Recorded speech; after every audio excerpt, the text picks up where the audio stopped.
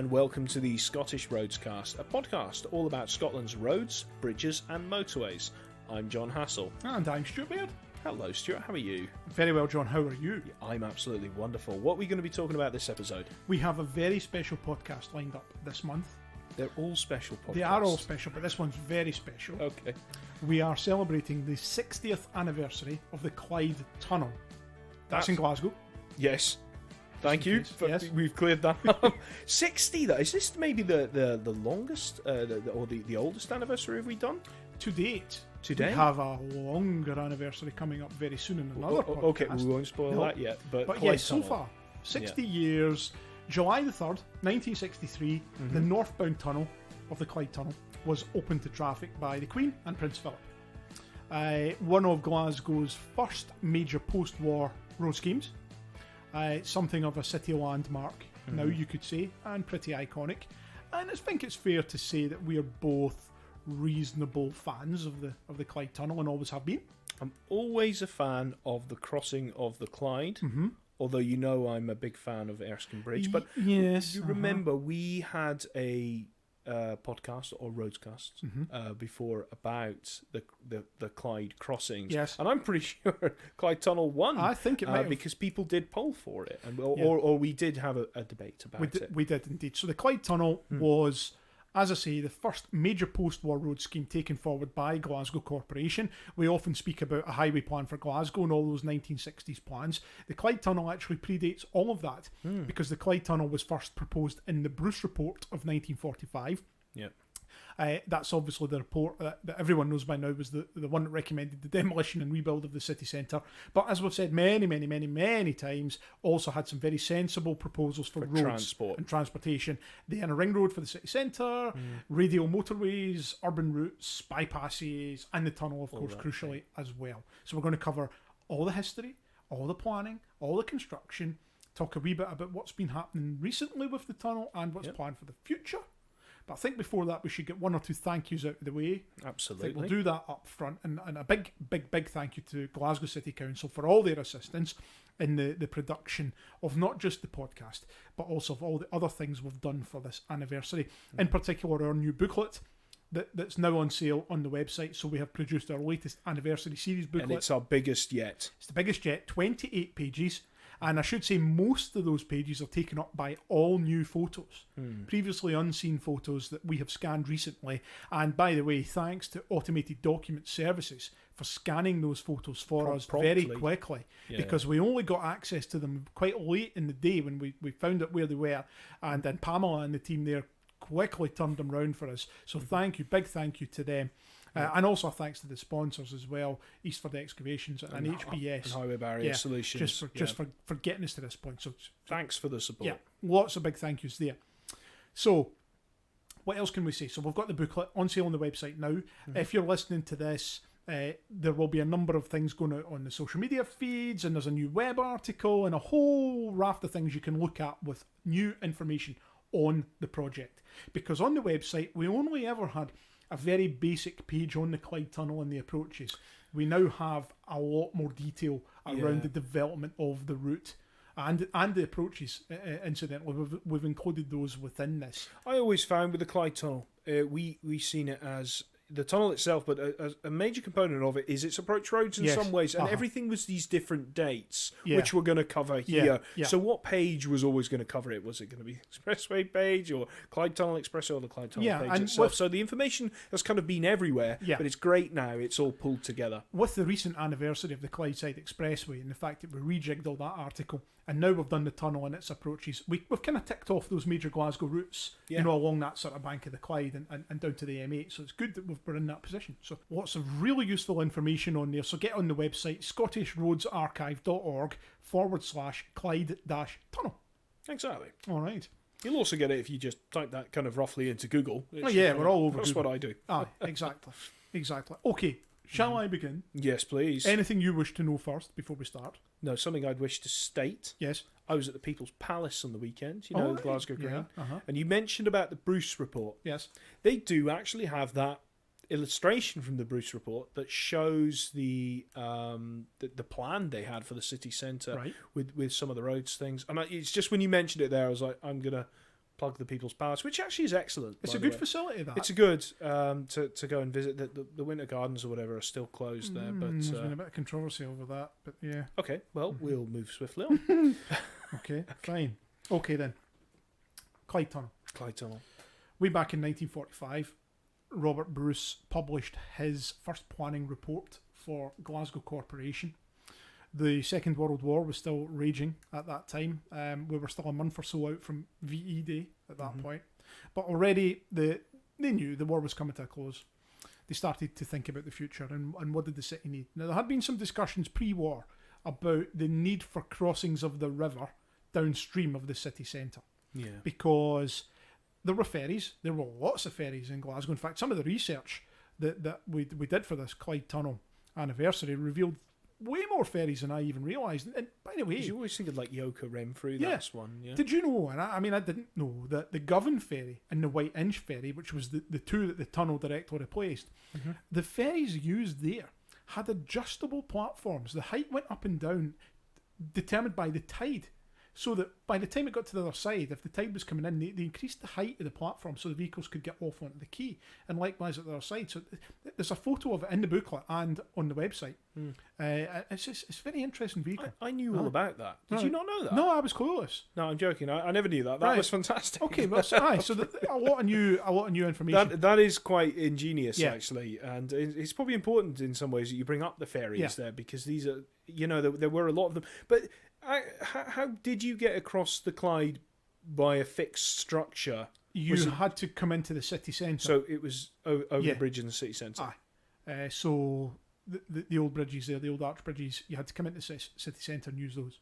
The ferries, as good as they were struggling to keep up with the growth in traffic. Yeah, because even before the war. People were starting to get cars at this point. But particularly after the war.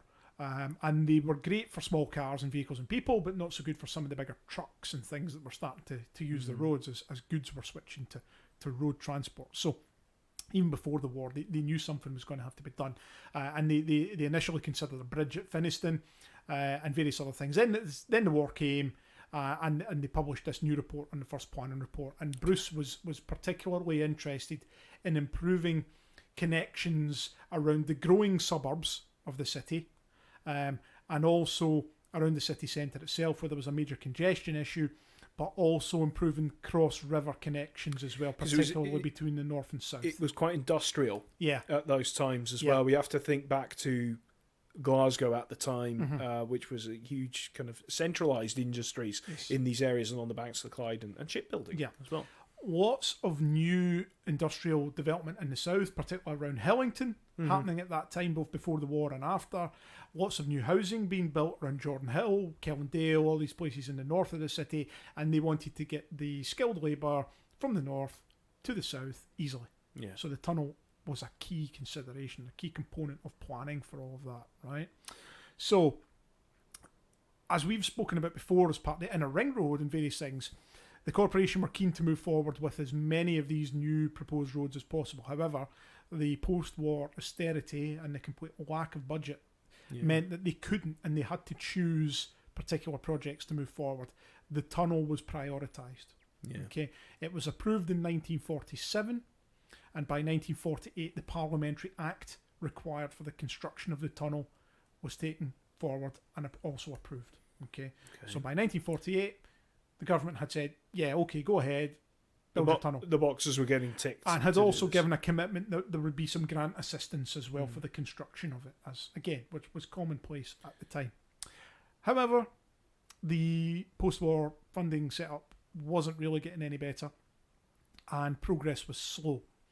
There was a bit of movement in the very early 1950s, because in 1951, Halcrow and Partners were appointed by the corporation to take forward the design of the tunnel and make recommendations on what it should look like. Okay. Because we did have tunnels in the UK at that point, Liverpool, for example. Yeah, they had what they call the Queensway Tunnel. Yeah, so so we did have tunnels already in the UK, and some of the other cities were looking to them as well. So and we had obviously in London, Blackwall Tunnel. Some of those, I believe they were pre-war tunnels as well. I'll have to check. They're actually building another tunnel in in London at the moment, but I'll have to check some of the dates there. But no, it wasn't the first in the UK. We know that, and I don't even believe it was the very first under the Clyde, because there was a pedestrian tunnel. You know, the rotundas. Mm-hmm. Yes, that's right. That used to be a pedestrian only tunnel, and now it's been closed for years, and I think now it just takes services. Yeah. So that was built in the 1890s, I think. Yeah, but that wasn't for vehicles. No, that's right. Absolutely right. So they knew that a bridge was impractical because at of that shipping. location, because of the shipping, because shipping was so important to the city at that time. Shipbuilding, goods coming in, goods going out, especially that far up the Clyde. Exactly. So they knew bridge, possible, but probably impractical. So the tunnel was probably considered the best simple option. So as I say, by 1949, it was all systems go.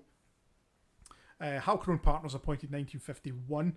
Halcyon Partners had a big office in Glasgow. Yeah, they'd done the expressway as well. As we discussed recently. And obviously the first thing they had to really do was look at detailed investigations and ground investigations and all these sorts of things. And the first of those were undertaken in 1952. So they start drilling boreholes. They couldn't do them in the river because of shipping and being in the channel, but they were able to take enough from either side that they had a good idea that actually ground conditions were probably going to be challenging. Yeah. It wasn't as if it was solid rock and we were just going to blast our way through. There was a lot of clays and things like that. It was going to be a bit more difficult in terms of the methods used for construction, but we'll come on to that very shortly. Ultimately, Halcrow settled on a twin tunnel arrangement, so a north and a southbound tunnel. So different from Mersey, which was the one tunnel. Yeah, exactly. So they were going to have two tubes side by side with connections between them occasionally for service access and the like. Yeah. It was also recommended that an allowance be made for pedestrians and cyclists as well. So which we have. Yep. Yes. So it wasn't just for vehicles. Others, people should be able to cross the river as well, because it was felt that was important. And we love to give you some stats and dimensions and things. So I'm going to tell you what the sizes of the tunnel that was ultimately proposed were. Metric? We're going to do it metric. They've been converted from feet and inches. Okay, I was going to say at that point when they were doing it, probably would have all been imperial. It was all imperial, absolutely, yeah. But the conversions were as follows. So a twin tunnel arrangement was specified. Each tunnel was to be 762 metres long with an internal diameter of 9 metres. Okay. Each carriageway, which would have 2 running lanes, would be 6.7 metres wide. Okay.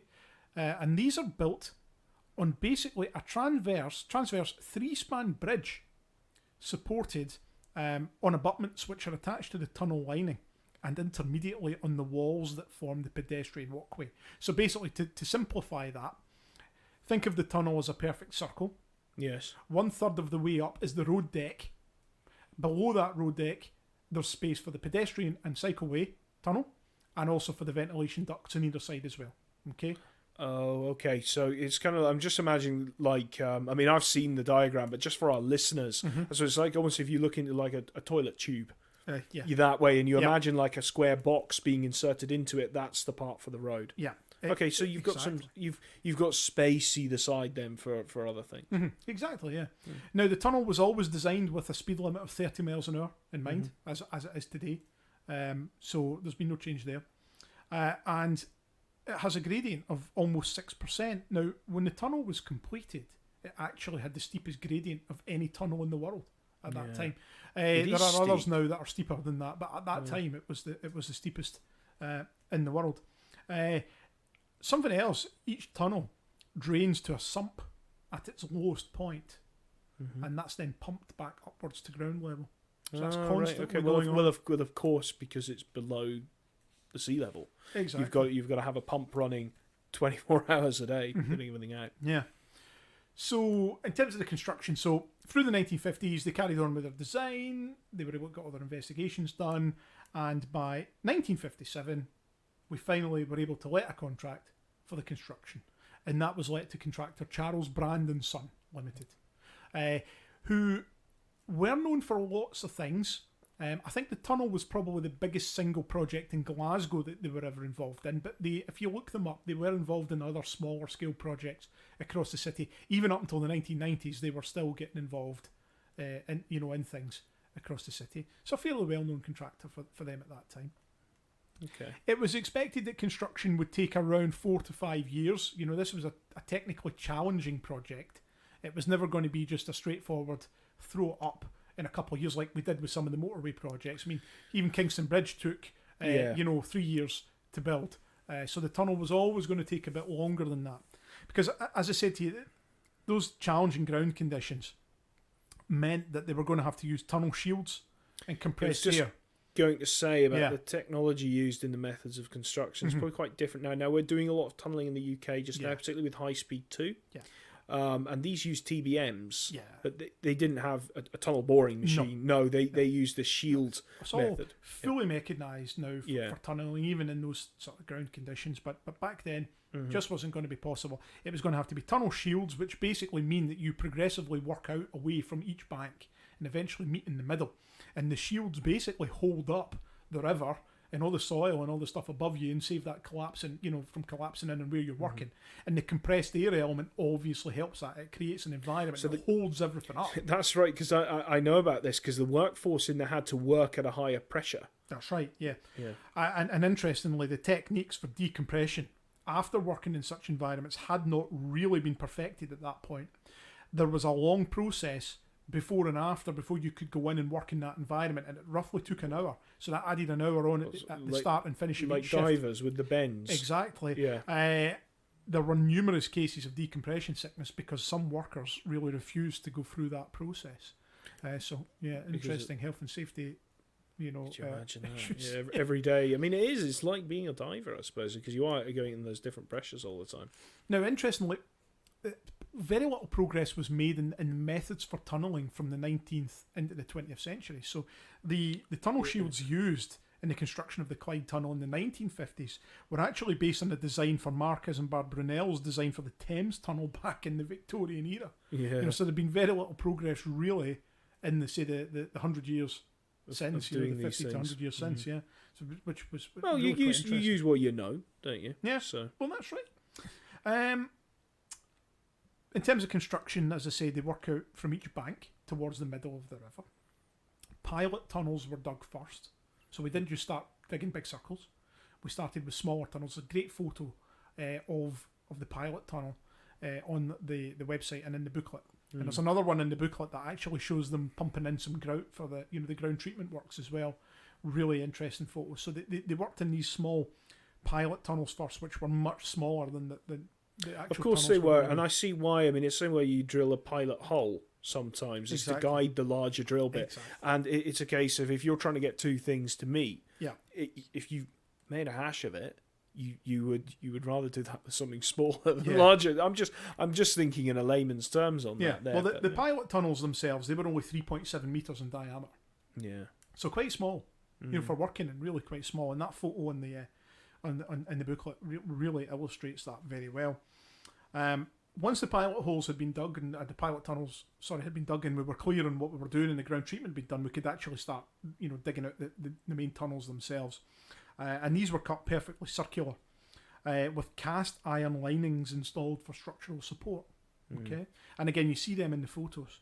Interestingly, the cast iron linings were manufactured by the Cairn Company in Falkirk. Famous sort of fabricator for that type of material. And each ring of the lining was formed from 16 segments and weighed 11 tons. So very heavy. Heck, and I don't know who fall this down there, Absolutely. Yeah. The reinforced concrete road deck, which I mentioned earlier, that was cast in 10-metre sections at a height of 1/3 of the tunnel's diameter. Another fantastic photo in the, and I'm just showing you here, that is in the booklet. And also on the webpage, that was a newly unearthed photo that shows it very well, where you can see the pedestrian and cycleway below and this wonderful road deck up above. It's a really stunning image that it just illustrates. It's quite interesting. So well. You had a good description earlier, and I've never thought of it this way. It's the road deck is a bridge. Yeah, it is. In the tunnel. Yeah. It is. It's cool, and the void underneath is used for the pedestrian and cycleway. And there are, of course, spaces at either side. Now, there is still some dead space at the top, and so again for forced air ventilation. So forced air ventilation and service ducts as well. Interestingly, the space at the top. So in terms of ventilation, that's pumped in. So vehicle movements through the tunnel are usually sufficient to pump enough air through. Yeah. Right?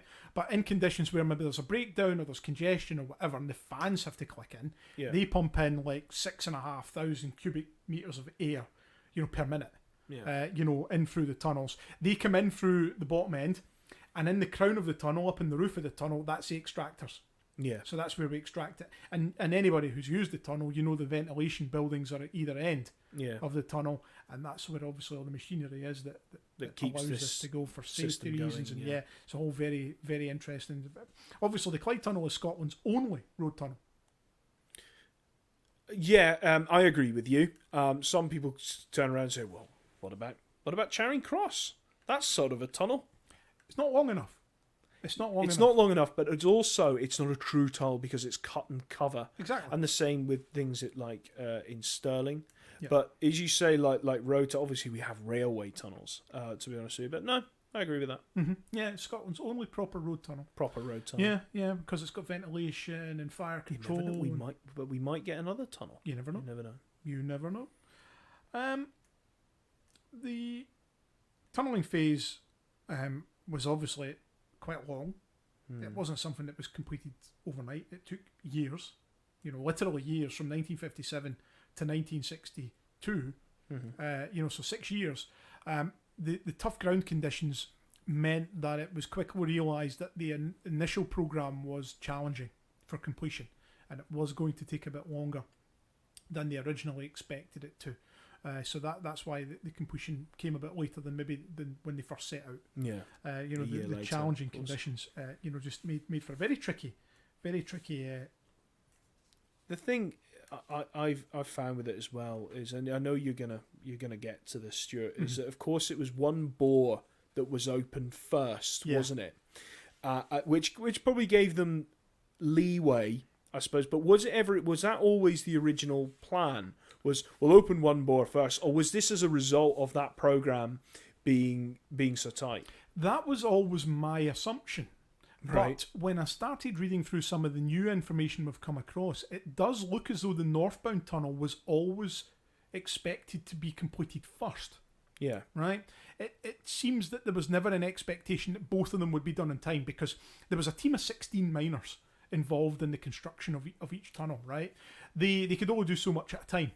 And the northbound tunnel was the more challenging of the two. Believe it or not, the ground conditions, even that close, varied so much. Yeah. So the construction of the northbound tunnel was more difficult than the southbound. So they prioritised the completion of that, and that's why that one was finished. That side was finished first. It's interesting in the sense that you would have thought they would have looked to get the whole thing completed before they opened it. But I think from reading the papers and things that we've got, the technical papers we've managed to unearth, it just seems that the priority was getting something open, and that's why for the first... So it was two-way traffic then, wasn't it, through the northbound tunnel of cars going basically either way to connect it up. Yeah, so exactly. So a few other interesting facts about the tunnel. So originally it was clad in green panelling. That's right. With a sort of cream-coloured ceiling. It looked like kind of like an avocado bathroom. That's right. Didn't it? Yeah. It has a very different look to it compared to how it looks now. With a flat roof. With a flat roof. Yeah. Not the sort of stuff that's fireproof at all, or we consider it acceptable today. It has to be said. It's good we're saying that today. It's the sort of stuff that if it caught fire, it would probably have burned and produced fumes and all those sort of nasty things that you associate with stuff built in the 50s and 60s. Yeah. So that's why all of that stuff has been ripped out long ago. We can basically see the kind of top of the tunnel. But would you believe the even down to the colour of that cladding and the way the lighting worked with it, it was all designed so that as you're coming out of daylight, bright sunlight, if you're driving south towards the tunnel and the sun is in your eyes need to adjust very quickly as you enter the tunnel, so you can still see. You can see where you're going, and the colour of that cladding and the type of lighting used. And at that time, it was sort of cornice lighting, so it was actually about 2/3 of the way up on on either side of the tunnel, Yeah. designed in such a way that your eyes could very quickly adjust. It was very bright as you entered, and then it would dull down gradually as you travel through the tunnel, and then brighten up again as you come towards That is clever. the other end. Somebody's thought of that. Yeah. And you know that's sort of the case in any sort of long tunnel or even underpass. Like even the Charing Cross underpass in Glasgow does that in certain conditions. And the tunnel today, even with its modern LED lighting, it's still the same as brighter at the portals than it is. But it is when you're in it to help your eyes. Yeah. In terms of the other things, so a number of shafts were also dug ahead of the pilot tunnels. They had to do them. There was one of them both sides, north and south of the river. They're roughly located where the ventilation buildings are now. It was all very interesting, all groundbreaking in terms of what things Glasgow and even Scotland had ever done before. It was a big thing. It had a lot of national interest. Just like the Forth Road Bridge and other big projects going on at the same time. To open it. Exactly. That kind of gives you an indication of how important it was. Yeah. And they were using technology in this tunnel that had just never been used anywhere in Scotland before. I know where you're going with this. So we've got the CCTV system. I was going to say, so that you've got some fantastic images of the control room. And there's one in the booklet. There's one. Yep. I was going to say, we'll plug the booklet. But we've there's one that, and you say that we had a visit to the Clyde Tunnel a number of years ago now, and I think that's where we came to learn it was one of the earliest uses of actual CCTV. Can you imagine that, a CCTV camera system in the 1960s? It was new technology. Yeah, absolutely new technology. They even had their own little kind of, what I understood, a kind of an incident support service as well at the time. So just in case something did happen in the tunnel, they could easily identify it. They also had traffic light control as well. Right. So it had its own command and control system. Here's a list of the things that they had in the tunnel, things that we today just take for granted. Okay. But they had then, so we had remote controlled CCTV. Okay. The lighting could be remotely controlled. Traffic control signals.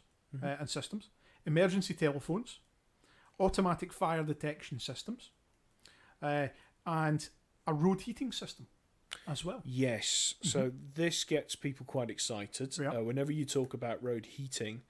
So obviously this means that you don't need to worry about plastering the whole thing with salt, because as you talked about, you've got cast iron and all this kind of thing, it would wreck it.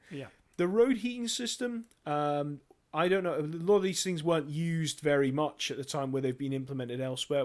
How did that work out for them? Apparently worked quite well at the tunnel for several years and was utilised for a good while before it burned out. And very energy intensive, those old systems. You're running an electric element basically under the roads. So probably burned itself out eventually and was just never. So replaced. Now what they do? What's the winter maintenance schedule there? Do they use a kind of like an antifreeze chemical, a potassium acetate or something most that? likely. And then I guess in the tunnel itself, you probably don't really need to salt that, because below ground, obviously, it's going to be warm anyway. So they probably just the approaches. You don't want to be salting through there. No, you really don't.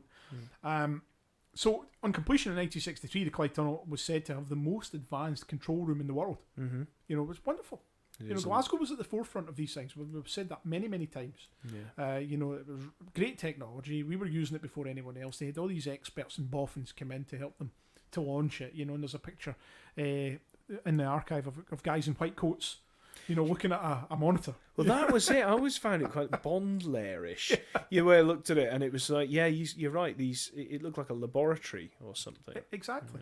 And the control room, just for anybody who's never realised, it's actually located directly above the north portal within the north ventilation building. So as you enter the tunnel from the north, if you look up, you'll see people sitting there looking at screens. Yes. So they're still there, still fulfilling a very important function. You interact with them. If you ever use the pedestrian cycleways, there's a buzzer system, I understand, that's right. to get you buzz in and out. They introduced that to try and cut down on vandalism and has worked very well. Yeah. So in terms of completion then, after the main tunnelling works themselves were complete, there was about 8 to 9 months of sort of a finishing works that went on to the cladding, the lighting, the fire hydrants, all these sort of things. And by June 1963, the northbound tunnel was ready. And then at that point, the main focus switched over to the southbound side. But the opening was booked. The Queen was booked, obviously. Get it in the diary. 3rd of July 1963, along comes the Queen and Prince Philip, and they officially open the northbound tunnel. Huge event, big event, covered in the media widely. There's a lot of footage out there. We've actually got a link to some of it on our YouTube channel from the opening. And we've seen the guest book. And we've seen the guest book with the signatures in it as well. Yeah. Yeah. So, big event. Tunnel gets opened. Immediately popular. Within the first year, we had 27,000 vehicles a day using it. Mm-hmm. That's a big number for 1963. That is quite a lot. I'm sitting here nodding away. But yeah, it's probably busier than some bits, quite a bit of the motorway network. Yeah, definitely. Yeah. Yeah. So, that's a number of vehicles using it. I'm just shuffling through my notes here just to make sure that I get all the facts and figures we can't in. leave any facts and figures out. No, I know. So the southbound tunnel work continued on that, and then that was then opened not quietly. There was a small fanfare when the second tunnel opened in March finally '64. March '64. Yeah. So it's finally now a dual carriageway. But what's next then? Is it connected to much? Because there are at the time. So initially they wanted to build the tunnel and the north and south approaches. However, the budget just didn't allow for that. So the tunnel itself was constructed to be connected to major roads on either side. So on the northbound side, you connected to Dumbarton Road. Now, you can still join Dumbarton Road from the northbound tunnel. If you take the immediate left as you leave the tunnel, that is the original connection. And if you look over, you'll see this dead space. That was the original connection for southbound traffic from Dumbarton Road. Likewise, on the south side, it was Govan Road. Yeah. And it was the same kind of setup. Did you know there's a Clyde Tunnel Park at the south side at Govan Road where you can go in and there's benches and things and you can look down into the tunnel and take photos and because we went there. We went there. We went there. It's the strangest little place. Nice viewpoint and stuff. Yeah, it doesn't look like many people go into it, to be honest with you. But yeah, it has a nice little park area, as you say, to go get views of the tunnel. Mm-hmm. Exactly. Noisy place, but yeah. The tunnel's still very popular, by the way. 25 million vehicles, cyclists and pedestrians are using it every year. It's one of the busiest transport links in the city of Glasgow and in Scotland, actually. Yeah. I mean, 25 million is what the Forth Road Bridge was getting before it was replaced by the Queensferry Crossing. Yeah, in terms of mixed use, yeah. Yeah. So it's a huge number. It's a very busy crossing. It's still way busier than Erskine Bridge. The thing is that it's actually it's not really a strategic link, is it? Because it's not going. It tends to handle more local. It handles more local and interregional journeys rather than, let's say, a strategic link like the M73 or even like the Erskine Bridge or something like that, where it's taking this intercity traffic or long distance traffic. It's predominantly kind of local routes, but it also, in some ways, it is a bit of resilience as well. From if quite a lot of people do use it if the motorway is closed or in other areas. It's just another way to cross the Clyde. Exactly. One of the only things about it you've got to watch, though, is some of the restrictions within the tunnel. Is certain vehicles are restricted, anything kind of carrying explosives, as the signs indicate, and it also has a height restriction.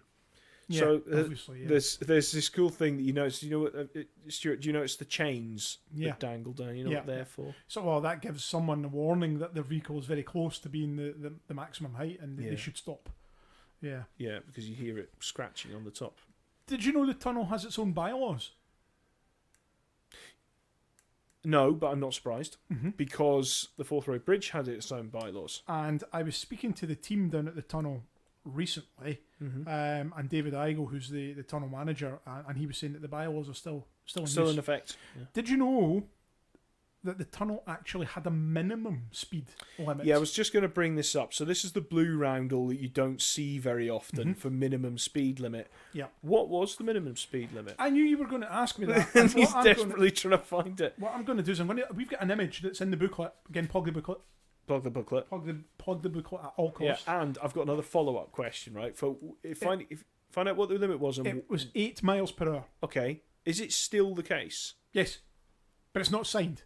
But the bylaws are still in existence, so technically the 8 mile an hour limit. I mean, nobody's going to go through there at 8 miles an hour unless they're in congestion. Well, I don't know. I've been stuck behind a few Honda Jazzes before that would really surprise you how slow they can go. You know what I mean? No, trust you. So no, 8 miles an hour. If you're a Honda Jazz driver, please don't be offended by John's comments. Well, you know what I mean. There's those types of vehicles, isn't it? But okay. So minimum speed limit. Now the other one, this is almost a myth. This one, but what about the speed camera in the Clyde Tunnel? Somebody went on about. I've heard it before that there was fire detection. So they've got speed cameras in there. And I was like, I've never seen a speed camera. And it looks like a hairdryer type thing. Yeah, and people think, well, is that a speed camera or whatever? Or did they maybe have speed cameras in the past at either of the portals? That is a smoke detector. So people don't understand what it is. I always thought maybe there was like a Gatso that sat up one of the ends somewhere. I believe it pokes lasers. It shines lasers across to the other one, and if smoke or anything comes up or breaks the laser, then that's old technology. I don't know if that's still in use. Possibly not. But that's what my understanding is. That's what that was. Yeah. Originally. Okay. Uh-huh. No, fair enough. Anything else to say about the tunnel? Well, before I talk about what's happened since and what they're doing in the future, we really should talk about these approach roads because they're obviously quite important now. So you've established, Stuart, that they basically immediately, as the tunnel came out, either its portals, you at the north went straight onto the Barton Road. Yeah. You've done this kind of quite harsh left, and that is still there. Yeah. And at the south, you went onto Govan Road. Yeah. So what came first was the southern approach roads. That's right. Which were 1967. So they were right. So we've got two sets of approach roads. So the south approach roads, which are known as the Clyde Tunnel Expressway today, they link the tunnel with the M8 at Cardonald. Right. So by the time the main approach roads were coming, we had a highway plan for Glasgow.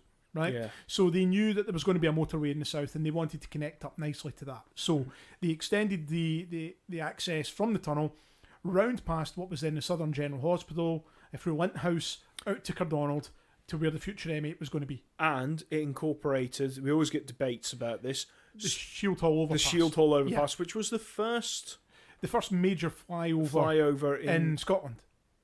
Sorry, certainly in Glasgow.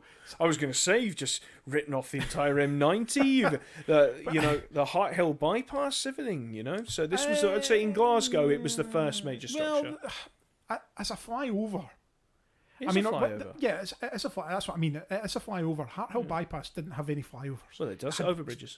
Overbridges are very different to flyovers. This is a multi-span viaduct that's going over a local road. Semantics, maybe, but okay. Now that's fair enough. Yeah, it's a viaduct. Yeah. The M90, you had Masterton. That's a viaduct. And that was completed 64. So you're right. So Masterton was first, right? But do you know what? We'll take this offline. We'll take this offline. Yeah. And we'll debate this after the podcast because people want to learn all about the Clyde Tunnel.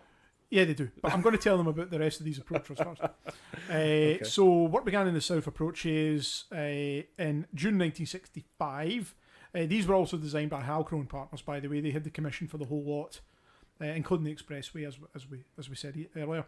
£1.2 million contract let to Melville, Dundas and Whitson Limited. There you go. Not a contractor we know because I believe they were acquired shortly after this and by someone. I know it from the material. I'm just trying to rack my brain if they were involved in anything else.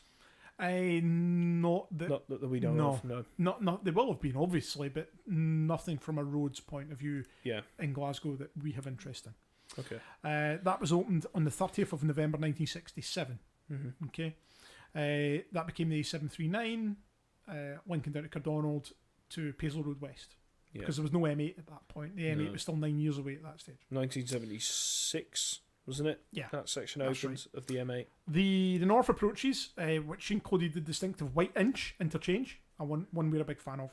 Yes. And also included direct connections to Crow Road and the Clydeside Expressway, or the future Clydeside Expressway, because again, we didn't have that quite at that point. No. That work began in April 1967. It was completed on the 9th of April 1969.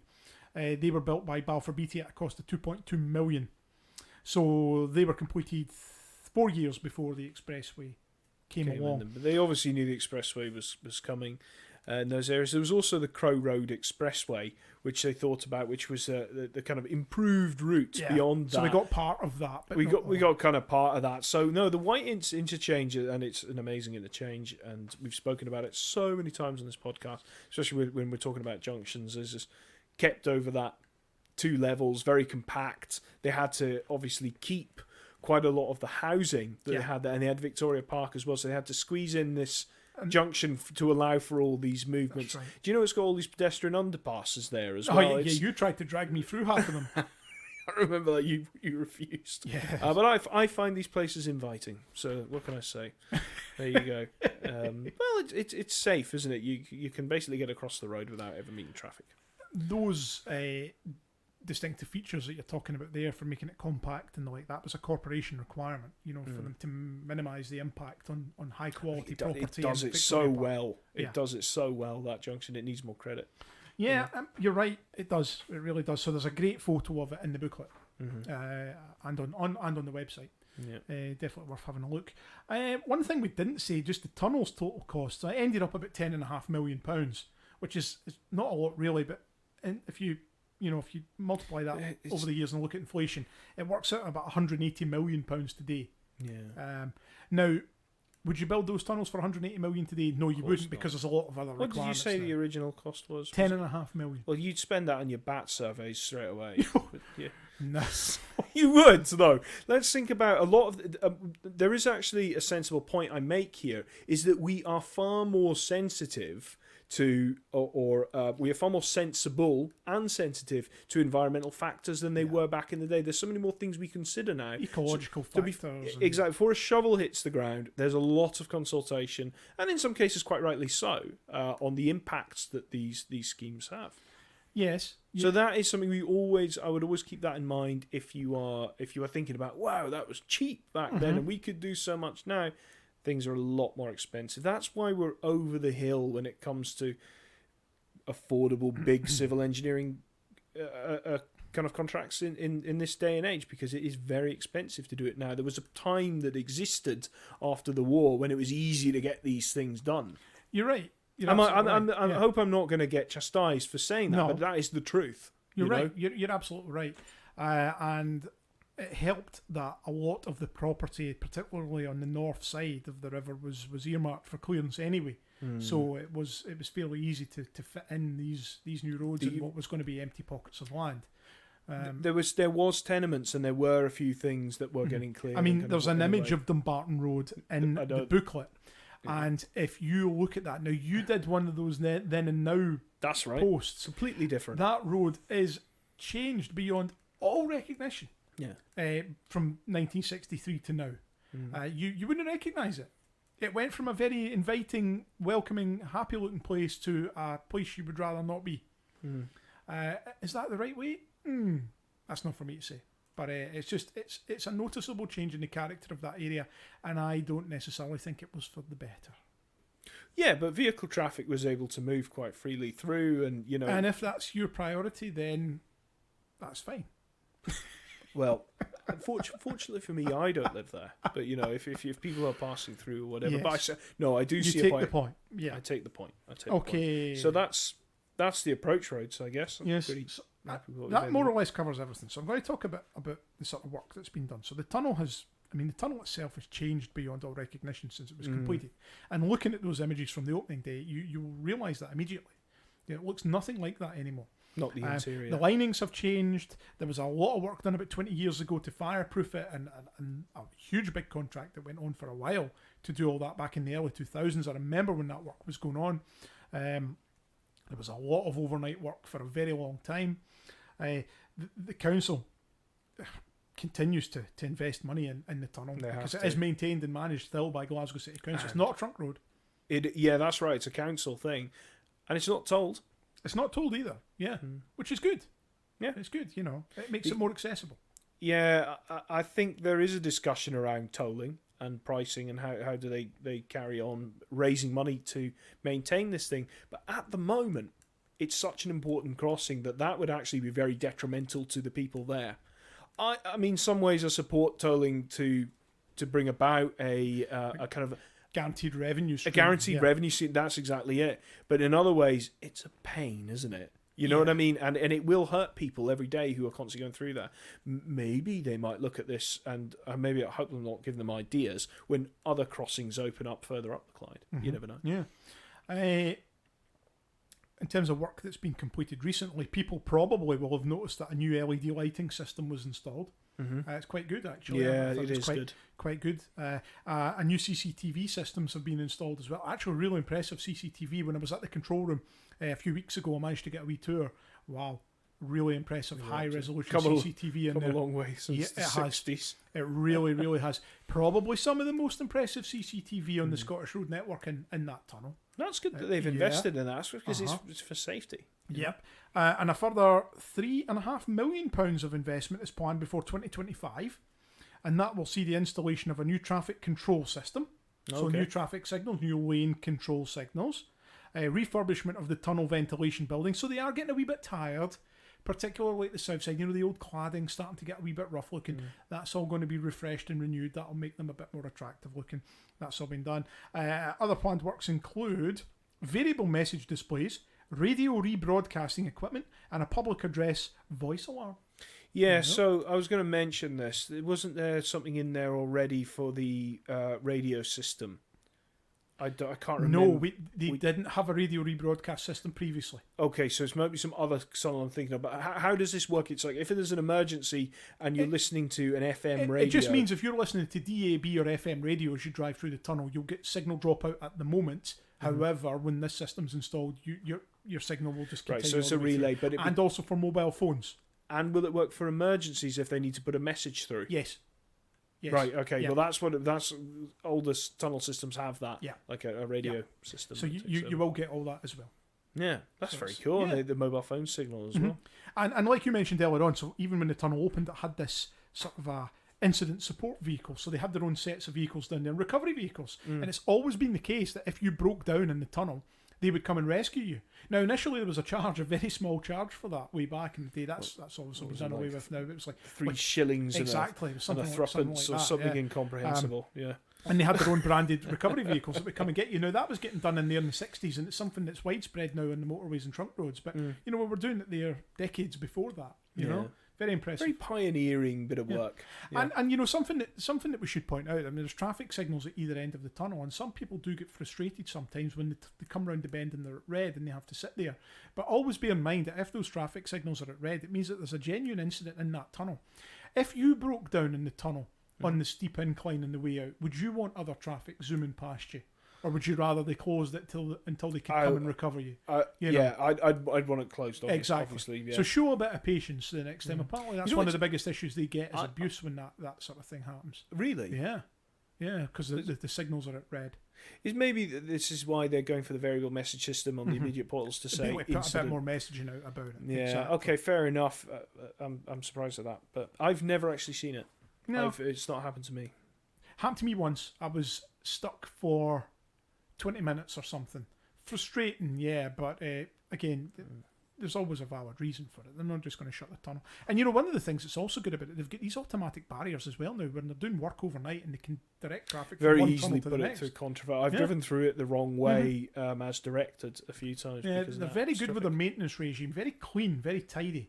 Other parts of the network could take note. When we went for a visit all those years, I found it very tidy, spotless. Yeah, absolutely it was spotless. kind of maintained and done well, you know. Yeah. Which I suppose you do get when you have that kind of maintenance regime focused on something like that. So, did you know there's a Clyde Tunnel game? Is this the hold your breath game? It is. I was thinking you were going to produce some board game. From the you were 70s. Like, what is this? Yeah. So yes. So this is hold your breath. See if you can hold your breath to go all the way to the other side. Have you ever tried it, Stuart? Yes, I have. Popular game amongst kids and occasionally adults using the tunnel, basically trying to hold your breath as you travel from one side to the other. Has anyone ever managed it? A car travelling at 30 miles an hour takes only 57 seconds to travel from one side to the other, so it's actually very easy to do it. Okay. Obviously in congestion or at peak times, maybe just a bit more difficult. I know, because you could set yourself up for asphyxiation there if it is... I'm sure you would breathe in before you got to that stage. Some of us really want to prove a point, and that's the hill we'll die on, you know. That's right. So yeah, there you go. So there's a Clyde Tunnel game. It's become, I'd say, fairly iconic. Absolutely. For Glasgow. It's a city landmark. It's well regarded. It is one piece of the infrastructure of the city that's perhaps not being criticised or moaned about in the current climate. Do you know why? Because people don't see it. Yeah, it's kind of hidden away. Goes under, and it does its job. I think in some other pieces of infrastructure, they're very overt. Yeah. So I just want to say, happy 60th birthday, Clyde Tunnel.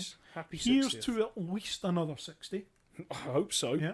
We love you. You're well maintained. You're well looked after, and obviously, very obviously appreciated by the people who work on it. That came through immediately when I was talking to them.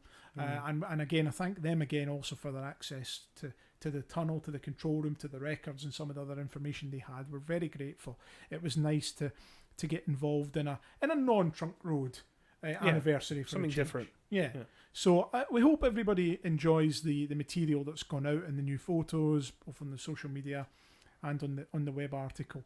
And if you do have any questions about any of it, feel free to get in touch. Share your Clyde Tunnel stories with us as well on the social media feed. Absolutely. Yeah. Well, speaking of social media, we're obviously going to be talking about the Clyde Tunnel and the booklet and everything in there. Yes. But don't forget, we talk about everything to do with roads in Scotland on social media. So it's Facebook, it's Twitter, it's Instagram. Check us out there on all the usual channels. Yeah, and all the podcasts are available online in your usual places. Podbean, Spotify, Apple Podcasts, Google Podcasts, Amazon Music, YouTube. Yep. Wherever you find podcasts, you will find us. Yes. Leave us a review, because that is the best way for us to get noticed. Yeah. We just last week hit 50,000 unique downloads of the podcast. 50,000. 50,000. And I'm assured, and I'm told, by someone who works for a major media organisation in this country, that our podcast figures are more impressive than some of their podcast listener figures. Oh, really? So we'll take that. I was going to start guessing organisations there, but I probably shouldn't. Let's not give Let's it away. not do that. Okay, but that's fantastic. And it's such a niche thing. But maybe, Stuart, people tune in because it's not maybe about roads, but they just love us. Who couldn't love us? I was going to say, no, it's probably not that. But no, either way, we're very, very grateful for it. And it's as long as people keep enjoying it, we'll keep doing it. Exactly. And there's a number of other very interesting podcasts coming up this year, including a couple of anniversaries. One is unusual for us. It's an old anniversary, as we hinted at earlier. No one will probably guess what it is. It's very old. It is very old. So it's your birthday then, is it? I lined that straight up as well. Not far behind me, boy. So yeah, that'll be coming next month. So that's August. Terrific. And I hope you've enjoyed this one. Yes. And we'll see you soon. See you soon. Thank you. Bye-bye.